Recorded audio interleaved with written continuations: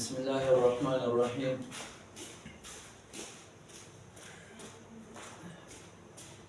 ګوره محترم مدیرینه مخکې چې موږ کوم درس او سبق ووایي که نه نو موږ د علم النحو تعریفو کړو به دې پسې چې کوم دی نو اوس موږ راځو لفظ ته.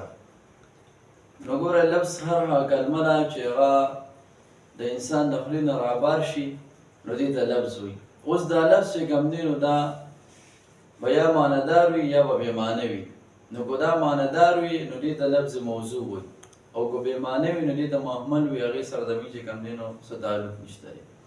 لکه ګوره د لفظ موضوع مثال کتاب، او د لفظ مهمل مثال چې کوم دی نو لکه اوس یو طالب ته موږ ووایو چې بچي ته ما د کتاب میتاب راوړه، نو اوس دا میتاب چې کوم دی نو دا لفظ مهمل دی. دې سره موږ بحث نه کوو. نحوه کې چې موږ څومره بحث کوو هغه به موږ لفظ موضوع سره کوو، لکه کتاب سره به کوو، یا چې کوم دی یو طالب ته ووایو چې بچي ته ما له اوبه راوړه، نو دې اوبو سره به کوو. دا اوبه چې کوم دی نو دا اوس څه دی؟ لفظ موضوع دی. نو ګوره دا لفظ موضوع چې کوم دی نو دا اوس په دوه قسمه باندې دی، یو مفرد دی او یو مرکب دی.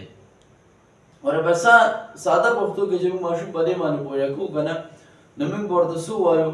موږ ورته وایو چې بچي دا مفرد څه ته وایي؟ نو موږ ورته وایو چې دا مفرد دا یو لفظ یو ته وایي. لکه مثال به ولې ورکړو داسې چې ګوره دا اسلم دا یو دی او که دوه دی، لفظ اسلم نو هغه به وایو چې دا یو دی. او چې موږ ورته کله ووایو چې محمد اسلم دا بچي یو شلو او که دوه شلو نو هغه به وایو چې دا دوه شلو. نو دې طریقې سره ماشوم پوهه کولی شي چې په کلاس کې څومره ماشومان موږ سره هغې ته به موږ چې دا کومو نومونه دي هغې هغه نومونه دې ورسره واخلو.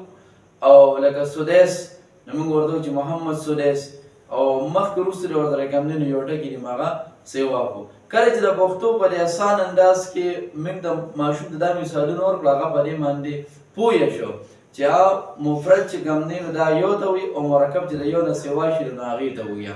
نو هغې نه بس بیا چې کوم دی موږ څه ته راولو؟ موږ به تفصیل النحو ته راولو، اجرا ته به راولو.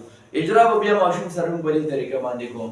موږ ورته وایو چې ګوره بچي تاسو موږ ته دا ووایئ چې دا فرسون چې کوم دی دا لفظ فرسون دا مفرد دی که مرکب دی؟ نو هغه به وایي چې دا مفرد دی. ولې؟ ځکه چې یو لفظ راغلی دی. دغه شان ورته وایو چې دا کد دا مفرد دی که مرکب دی؟ نو هغه به وایي چې مفرد دی. ولې؟ یو لفظ دی. دا ضربه زیدون مفرد دی که مرکب دی؟ نو دا مرکب دی. ولې؟ دا چې کوم دی نو د یو نه سوا شو نو دوه شو. دغه شان دا غلام و زیدین دا مفرد دی که مرکب دی؟ نو دا مرکب دی. ولې؟ دا د یو نه سوا شو دوه شو. دغه شان بکرون دا مفرد دی که مرکب دی؟ نو مفرد دی.